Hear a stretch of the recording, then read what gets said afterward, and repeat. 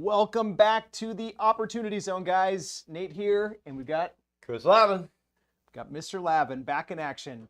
Hey, there's so much happening right now in the economy, business, investments, and Chris and I are just going to deliver it to you straight here. So number one, GDP is surging.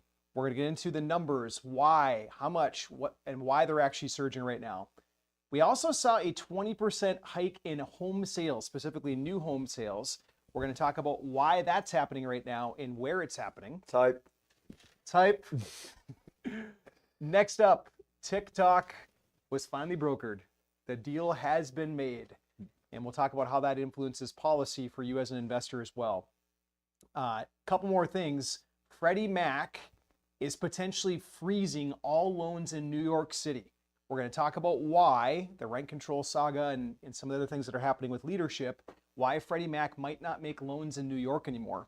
And last but not least, we're going to talk about the Warren Buffett Indicator and what's actually happening in the stock market right now. So all that and more on today's Opportunity Zone. So we have a WBI now? What's a WBI? Warren Buffett Indicator. That's it. It's completely different than the Jimmy Buffett Indicator. Because that's a DUI detector thing you blow into. Is it really? Yeah. All right. So I'm going to say a quick little Please. proverb, and then Chris, I'll ask you to bless us, and then we'll Please. jump right in. So today's proverb, it's 24:1. Don't envy people or desire people that have evil hearts, because what happens is that they'll either put words or some kind of violence in your path. And it's cool, kind of cool. I got to go to my grandma's 99th birthday last week. Nice. It was her funeral, Yeah. but it was her 99th birthday. We did a celebration of life, and she had one of the lowest blood pressure levels ever. And part of it is because she just never hung out with evil people, like just steered clear. And so she lived a long, fruitful life. So hang out with good people. Grandma had some wisdom. Chris, would you mind blessing us, and then we'll jump in? Amen. Heavenly Father, first and foremost, I want to express my gratitude and thanks for who you are in my life and just your sheer existence. Since I made the decision that you are everything in my life has just become easier, and I've been blessed with wisdom and direction and confidence and all of those amazing things. I ask that you let some of my experience and Nate's experience and wisdom come out and allow us to teach the people that are listening to us so that they can make the right decisions, so that they can multiply the talents that you bless them with. Please bless the conversation today. Please bless this broadcast. I ask all this in your son's name. Amen. Amen. All right, let's get after it. So first off, we're going to do a little weatherman action. We have a dot plot map here. Chris, our beautiful weather guy, is going to tell you about what's happening. Okay, so this is single family. This is not multifamily, so I want to make that clear up front. We'll get into some multifamily stats in just a little bit. But up in the top section of the graph, you can see cities such as Dallas, Austin, a lot of Texas, a lot of Florida cities. What this dot plot is saying is that where there is an inventory surplus, you're seeing year over year price declines. And then if you go down to this bottom side of the graph, where there is an inventory shortage, you're still seeing an uptick in home prices right now.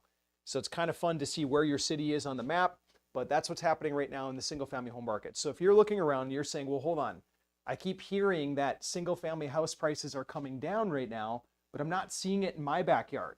If you're in places like Chicago or Cincinnati or some of the other cities in the lower right-hand side, it's probably because there's just not much inventory. It's kind of basic supply and demand economics here. Well, yeah. If you think that's bad, you should see West Palm Beach, Florida. There's nothing here as far as inventory. The prices just keep going up and up and up. No availability. Yeah, we do have a lot of in West Palm Beach? Water? New Yorkers. Yes, we do. Especially this time of year. Here come the snowbirds. And speaking of New Yorkers, let's talk about this New Yorker. So this is the mayoral candidate that's leading the path right now. All the polls are saying that and suggesting that he's probably going to win. He's kind of miles ahead.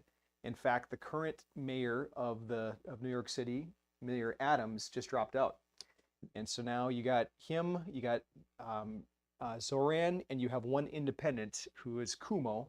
He's running as an independent, but independents typically don't take the seat. Yeah. So more than likely, he's going to get the spot. But one of the pledges that he has right now is that he will increase spending on illegal alien services.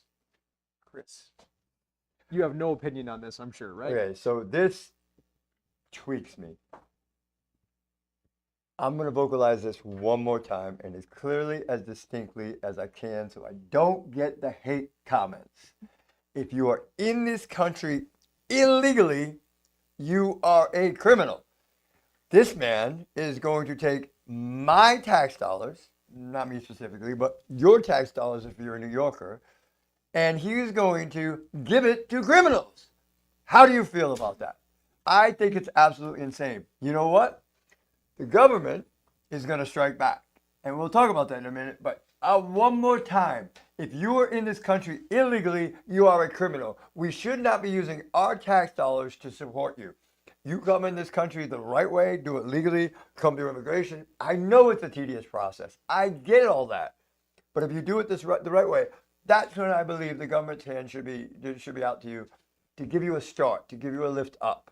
None of this paying criminals. Why don't we just go give cable TV and luxury golf clubs to people in prison? And that's insane. That's insane. Oh, we do have, I completely forgot. We have assisted housing for criminals. What is that? Prison! Where you belong, you're a criminal. Go to jail. You get assisted living. No problem. I just realized that. You did. My mother-in-law, Anna, she legally immigrated. I went to her ceremony, and she was so happy she cried, like literally. But listen, Nate, She went through that long process. Right, but I don't mean to stereotype anybody. But you know that woman knows more about how our government works than the kids going in 11th grade in high school right now? You know why? Because she studied, and it was so important to her to pass that test. She knows it. Those are the people I want in my country, not people that are sneaking in under a fence or going around immigration to get here.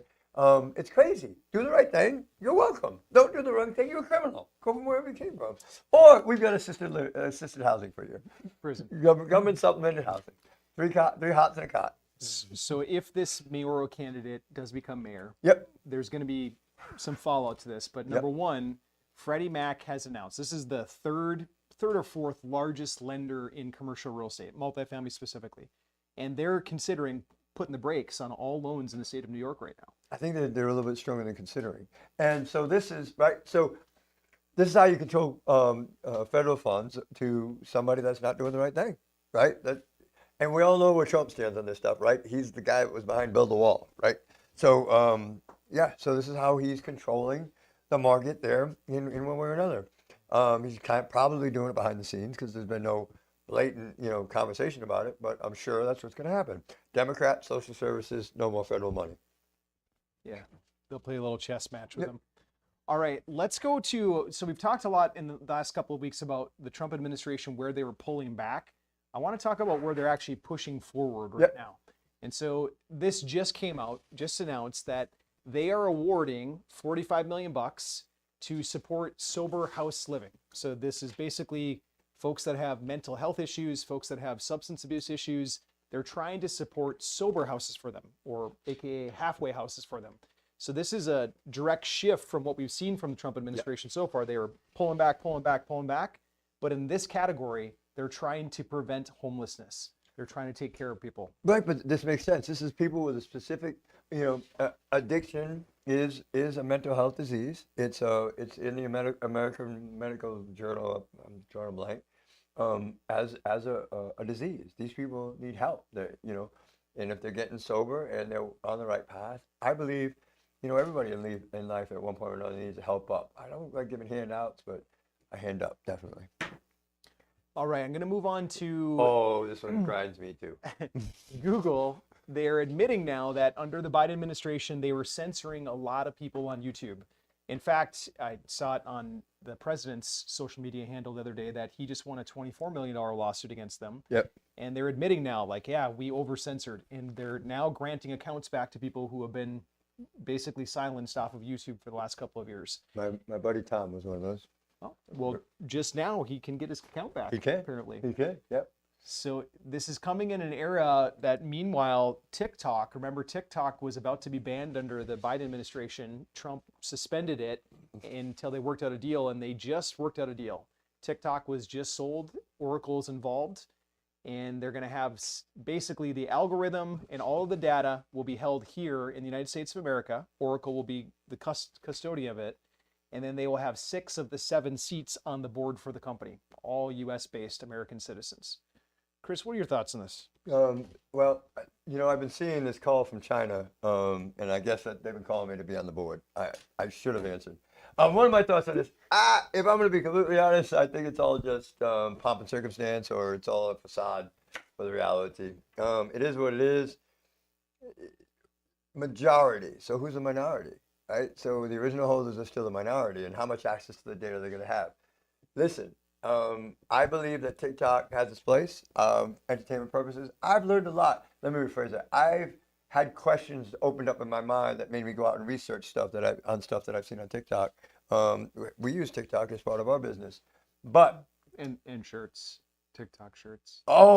Listen, I'm a big fan. I buy these $30 TikTok shirts. They last like 2 washes or 2 dry cleans and they're gone, but they're so nice.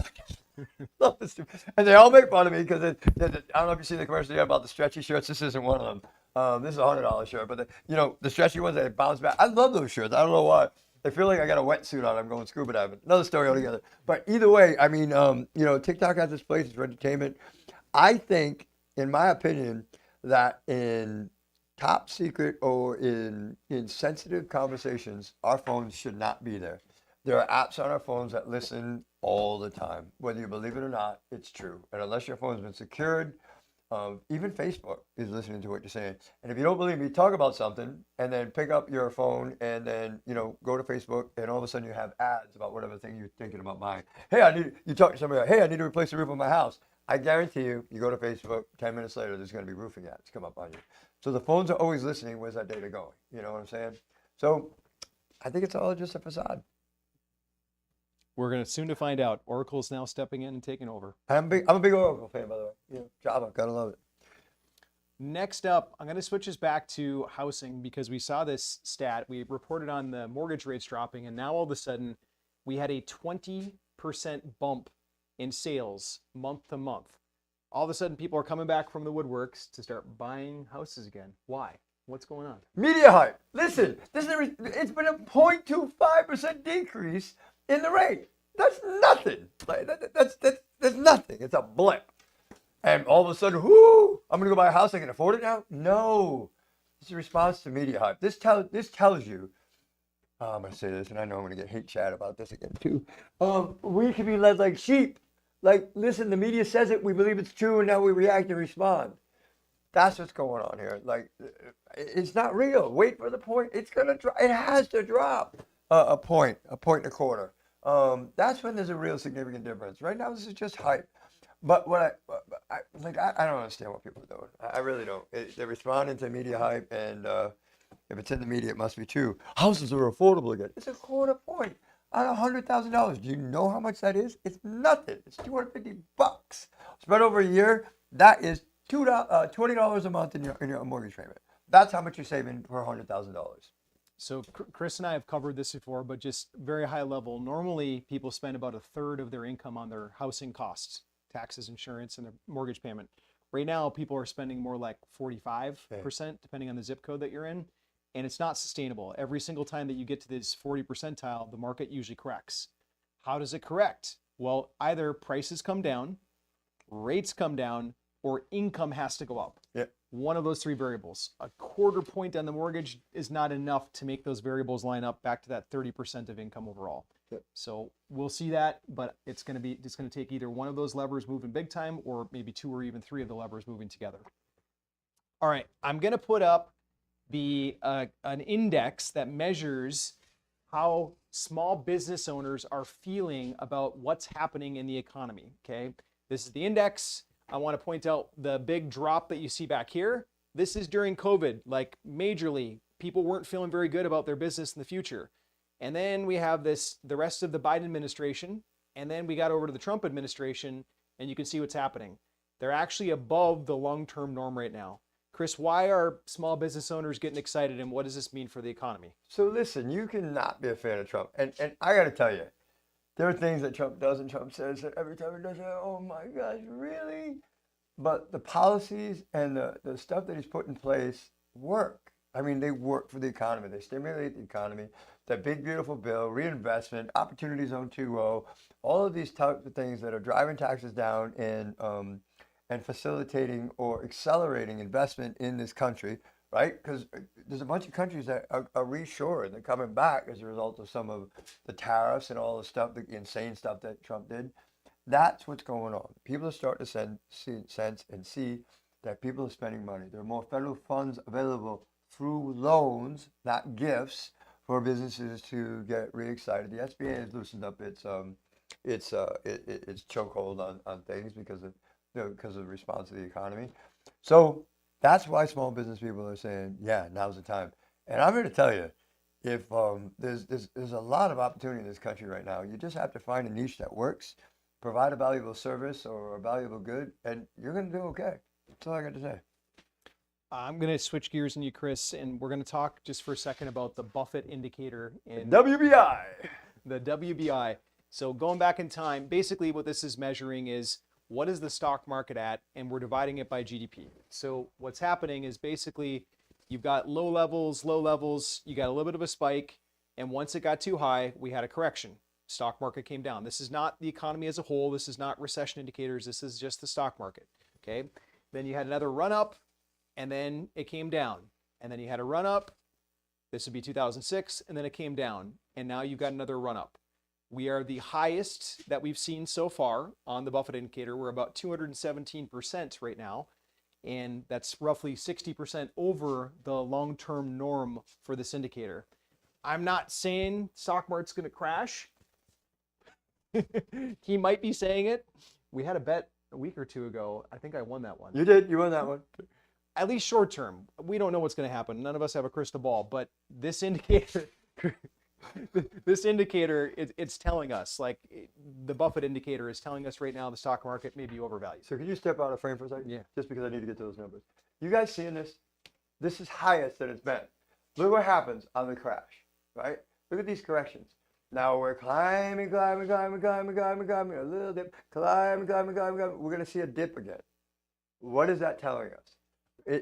In my opinion, my experience, and what I am doing is I am out of the market. I am out of Bitcoin, right? Even though a lot of people made a lot of money with Bitcoin, I'm out of all that. I'm into things like real estate that keeps growing value. Now is one of the best times for multiple reasons because of the instability in the market, cash coming back out of bonds.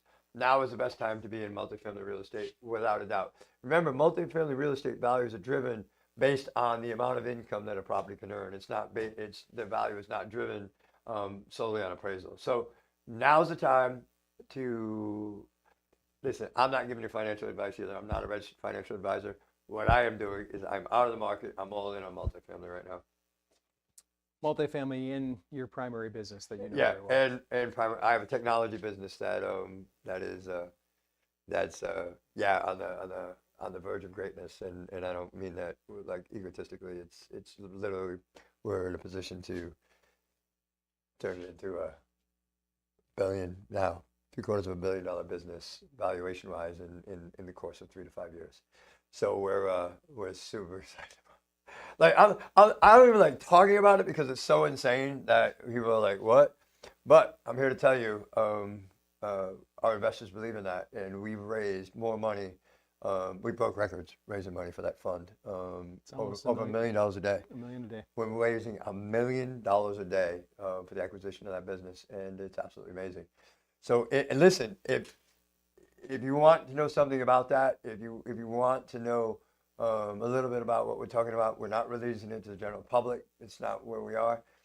You need to put call in the comments, and Like, somebody write the word CALL, write the word comments. call, and then our team will get you a link over it. And you talk to one of our advisors. You have to sign an NDA in order to talk about the business, talk about the transaction. That's how guarded we are about this one. We're not. It's probably never even going to make the public scene. We're probably never going to advertise it publicly. Listen, you're hearing a lot of emotion from me right now, and it's absolute gratitude. The amazing thing that God is doing in our lives, that this transaction is going to allow us to help people in ways that we hadn't previously predicted we could. Beautiful. Okay, guys, we're gonna keep moving. Let's cover this GDP measurement.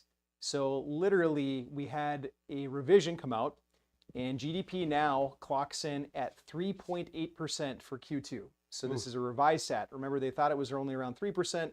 Now they came back and they said that it was actually 3.8%. And assuming it to be true, that's higher than at any time during the Biden administration. Well, let's get honest for a second. What happened? So it was at 3, and they were like, nah, just kidding. It was actually 3.3, and then someone got fired, and then somebody else got put in there. Now, all of a sudden, this guy likes his job, so it's now 3.8. Unfortunately, I'm going to say this with the utmost respect to everybody involved. I don't know what the truth is. We really don't know what the truth is, because if it's truly at 3.8, yeah, God bless America. But you really gotta kind of feel what the economy is doing by what's left in your pocket at the end of the week. I mean, that's the reality of That's it. fair. Yeah. If the job market were holding super strong, this would be coincide and it would feel better. But the job market's still fragile. It is. It's a little bit of a touch and go for us still. So let's give it another quarter. Let's give it another quarter and see. But we know where the numbers are going to end up. Next year it's going to be next quarter is going to be 4.6. The most beautiful numbers you've ever seen. I don't know. I love his policies. I just, sometimes I wonder. All right, next up, we're going to put up Mr. Pulte and let him explain what's happening with Fannie and Freddie. This one you don't want to miss. President and I are working on some options. Ultimately, it will be up to the president. You may remember that the president turned down an offer to basically have the company sold for $100+ billion.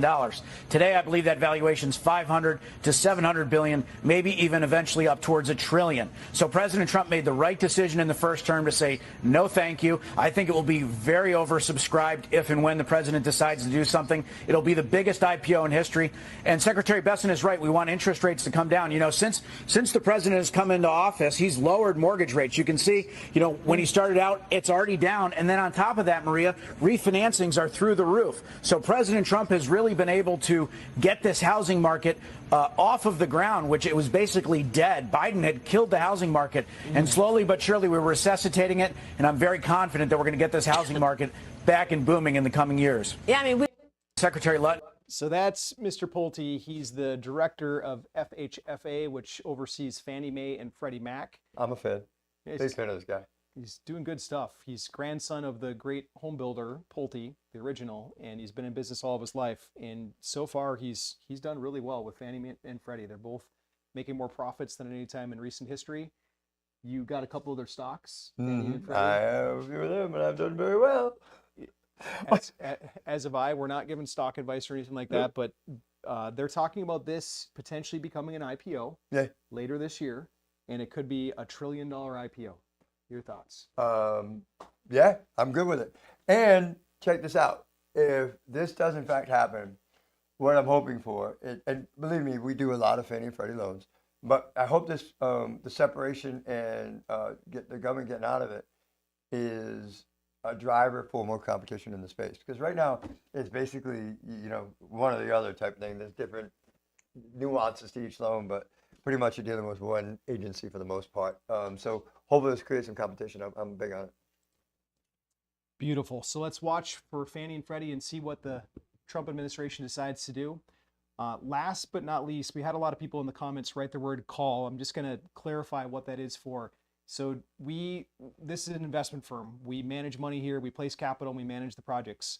And we have, really, it's kind of a secret project. Yeah. Chris mentioned it a little bit, but this is the best project that we've ever published. We've been raising on average around $1 million per day for the last 11 days now. And it's open. It's open for a little bit. If you're interested in looking at the project that we have, it does require an NDA. The opportunity has a lot of very highly confidential contracts and whatnot, so we have to have NDAs. If you want to know more about that, type the word call, C-A-L-L, in the comments, and our team will send you a private message. We'll get you a link, we'll get you on the calendar, and you can talk to our team about it. So cool. I see another one that popped through. Chris, anything that you want to say to close out today? Yeah, I do. I'd like to offer some hope to anybody that's out there struggling today. I don't know why I'm being moved to say this, but I'm where I am today because God has absolutely opened doorways for me and blessed me and put me on the path to have a really positive effect on the world to the best of my abilities. Now, one of the tools that I utilize to do that is our ability to earn money. So I have that money to utilize as a tool to affect the world in a positive way. I'm here to tell you there's other ways to affect the world in a positive way. Acts of kindness, helping a stranger, spending time, reading to kids and volunteering. All of these things are deeply rewarding. And every one of us has one of those abilities. Sometimes it's, if all you can muster is a smile for a stranger or a kind handshake or opening the door and saying have a nice day. The rewards that I get from living this way are absolutely amazing. And my life wasn't always this blessed. So I'm here to tell you that that is available to you. You just have to pick it up and run with it. God bless every one of you. Thank you for being here for us today.